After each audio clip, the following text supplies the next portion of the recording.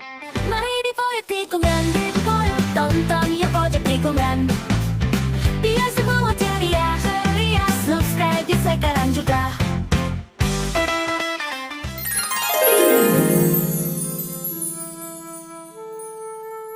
Di kaki Gunung Kembar, ada sebuah sungai yang tak bernama di peta manapun. Penduduk desa menyebutnya sebagai sungai gaib karena airnya bisa muncul dan menghilang tanpa jejak. Pada musim kemarau, sungai itu tetap deras. Sementara saat hujan, airnya justru surut seakan ditelan tanah. Sungai ini dianggap keramat. Tak banyak orang yang berani mandi atau sekadar mencuci tangan di sana. Konon, siapapun yang berani menyentuh airnya tanpa izin akan menghilang atau kembali dalam keadaan tidak waras. Beberapa penduduk desa pernah mencoba membuktikan mitos ini, dan hasilnya selalu berakhir dengan tragedi. Namun, ada kisah lain yang jarang diceritakan. Konon, mereka yang berhasil berendam di sungai itu tanpa mengalami kejadian mengerikan justru menjadi kaya raya. Orang-orang seperti ini biasanya tidak banyak bicara tentang pengalaman mereka. Tetapi tiba-tiba hidup mereka berubah drastis. Mendadak punya tanah luas, rumah megah, dan usaha yang sukses. Namun mereka juga menjadi pendiam dan lebih tertutup, seolah menyimpan rahasia besar. Salah satu dari mereka adalah Dharma, seorang lelaki paruh baya yang kedulu hanyalah petani biasa. Tiba-tiba, ia mampu membeli sawah yang luas dan membangun rumah besar. Orang-orang desa bertanya-tanya dari mana datangnya kekayaan itu, tetapi Dharma hanya tersenyum tanpa menjawab. Namun, saat malam di bulan purnama, beberapa warga desa melihatnya duduk di tepi sungai, seakan berbicara dengan sesuatu yang tak kasat mata. Suatu malam, Rian dan teman-temannya yang bernama Anton dan Dika memutuskan untuk membuktikan kebenaran cerita itu. Mereka adalah anak-anak muda yang baru saja kembali dari kota dan tidak percaya dengan cerita yang sudah menyebar di kalangan kaum tua. Mereka menganggap cerita itu hanya tahayul belaka. Dengan membawa senter dan beberapa botol minuman, mereka nekat menyusuri hutan menuju sungai. Dalam perjalanan itu, banyak suara aneh yang mereka dengar. Tapi, bunyi itu mereka pikir hanya binatang malam atau suara dedaunan yang saling bergesekan karena terbawa angin. Sesampainya di lokasi itu, Anton merasa sombong karena ia melihat sungai itu biasa saja seperti sungai lainnya. Tidak nampak adanya pemandangan angker. Sehingga Anton dengan penuh percaya diri, ia melangkah masuk ke dalam air. Lalu, ia mencelupkan tangannya ke dalam air. Rian dan Dika tertawa mengikutinya masuk ke dalam air. Mereka bertiga menganggap orang-orang yang takut datang ke sungai itu hanya para pengecut yang percaya tahayul. Namun, tiba-tiba angin bertiup kencang. Rasa dingin menyusup ke dalam tulang mereka. Air sungai yang tadinya jernih berubah menjadi keruh kehitaman. Suara gemericik air berubah menjadi bisikan-bisikan aneh. Dika tiba-tiba menggigil dengan wajah pucat karena merasa ada yang nyentuh kakinya. Anton tertawa mengejeknya. Namun, sebelum tawanya selesai, tubuh Anton tiba-tiba tertarik ke dalam sungai. Ia berteriak, menggapai-gapai udara, seolah ada sesuatu yang menariknya ke dasar. Rian dan Dika panik. Mereka mencoba menarik tangan Anton, namun tenaga mereka tidak cukup kuat. Setelah beberapa saat mencoba untuk dipertahankan, akhirnya genggaman mereka terlepas dan Anton lenyap begitu saja. Mereka lari sekencang mungkin kembali ke desa. Sesampainya di sana, mereka langsung menemui Pak Karta, tetua desa. Wajah Pak Karta menggelap mendengar cerita mereka. Lalu ia berkata dengan nada getir, "Dia sudah diambil oleh penghuni sungai," ucapnya. Tidak puas dengan respon sesepuh desa itu yang seolah pasrah, Rian dan Dika mencoba mencari pertolongan ke warga lainnya yang masih terjaga dan segera berlari ke rumah Anton untuk memberitahu orang tuanya. Namun, usaha pencarian yang dilakukan hingga menjelang waktu subuh itu tidak menemukan Anton. Keesokan paginya, kabar hilangnya Anton buat geger desa. Hingga banyak warga dan kerabat yang datang membantu melakukan pencarian dengan menyusuri sepanjang sungai itu. Tetapi yang mereka temukan hanyalah sepasang sandal milik Anton di tepi sungai. Sementara tubuhnya belum juga ditemukan. Malam berikutnya, Rian dan Dika tidak bisa tidur.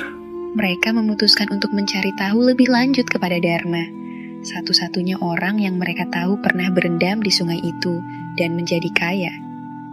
Saat mereka mendekati rumah Dharma, mereka melihat lelaki itu duduk di beranda, menatap kosong ke arah sungai.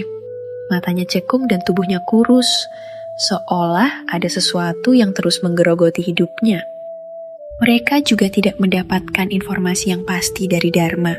Sebab saat Rian bertanya apa sebenarnya yang terjadi di sungai itu, Dharma memberi jawaban yang justru tidak mereka mengerti. Dharma hanya menatap mereka dengan mata kosong, lalu berkata, "Aku mendapatkan segalanya, tapi aku juga kehilangan sesuatu yang lebih berharga," ucapnya lirih. Sementara itu, keluarga Anton juga tidak tinggal diam.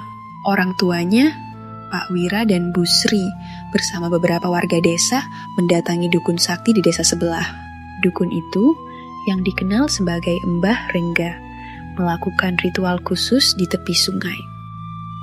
Ia menaburkan bunga 7 rupa dan membacakan mantra kuno.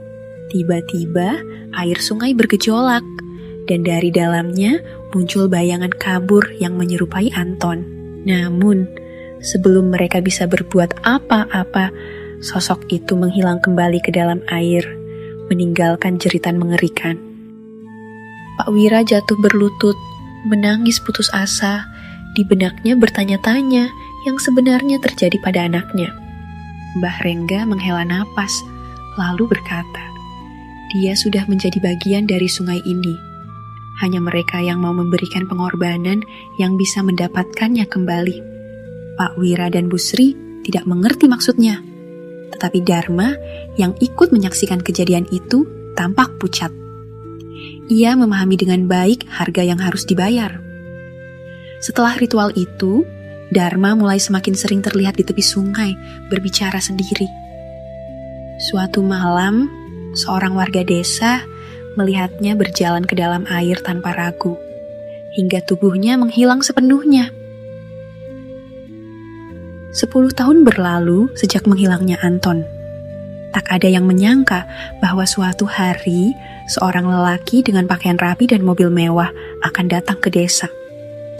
Ketika ia turun dari mobil, para penduduk tercengang, sebab itu adalah Anton. Wajahnya sedikit lebih tua, tetapi masih jelas dikenali. Yang lebih mengejutkan, Anton yang selama ini dianggap telah lenyap di dasar sungai itu, tidak datang sendirian. Ia membawa seorang wanita cantik dan seorang anak laki-laki berusia sekitar 7 tahun. Mereka tampak bahagia dan hidup berkecukupan. Pak Wira dan Bu Sri menangis melihat anak mereka kembali. Dengan derayan air mata, mereka saling berpelukan melepas rindu. Ternyata saat Anton menghilang malam itu, ia terbawa arus deras hingga jauh dari desanya. Seorang warga dari desa lain menemukan Anton dalam keadaan pingsan. Ia hanyut terbawa aliran air sungai dan kemudian mengadopsinya.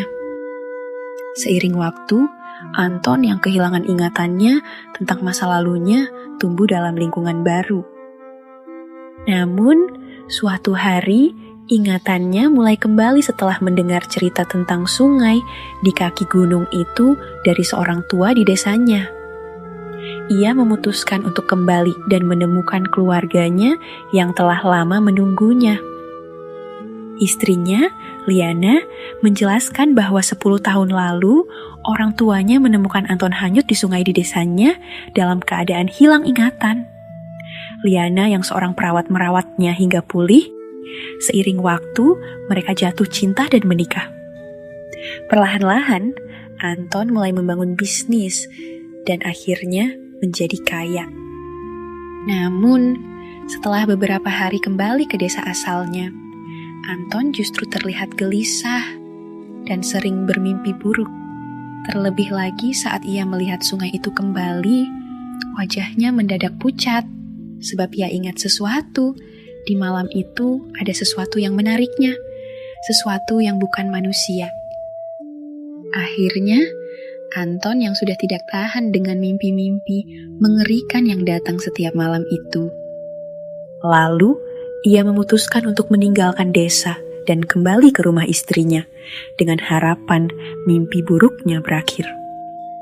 Awalnya, ia bisa tidur dengan nyaman dan nyenyak. Namun, itu hanya berlangsung 1 minggu saja. Karena setelahnya, Anton semakin kaya yang membuat ia makin sering bermimpi buruk lagi.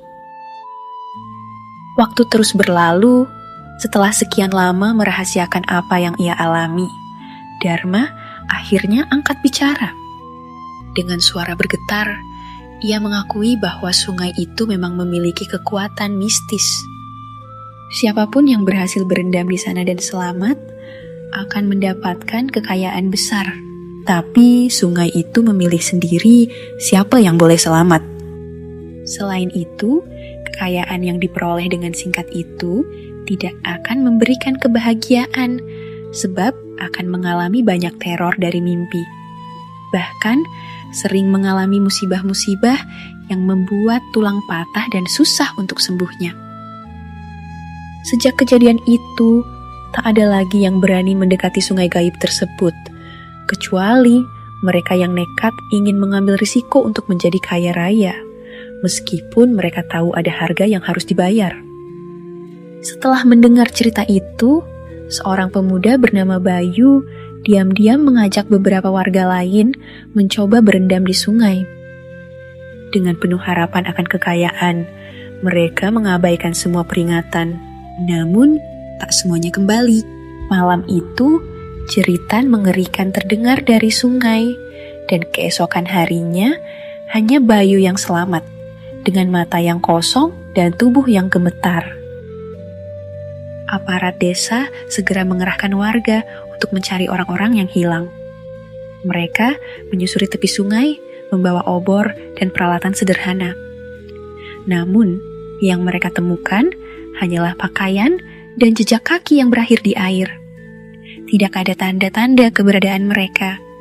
Beberapa warga mengaku mendengar suara rintihan dari dalam air, tetapi tak ada yang berani masuk. Pencarian terus dilakukan selama beberapa hari, tetapi hasilnya nihil. Akhirnya, aparat desa menyerah dan menganggap mereka telah menjadi korban sungai angker itu. Bayu sendiri mengalami trauma mendalam. Setiap malam, ia sering terbangun dengan teriakan ketakutan, mengigau tentang tangan-tangan hitam yang menarik teman-temannya ke dasar sungai. 2 tahun setelah kejadian itu, Bayu mendadak menjadi kaya.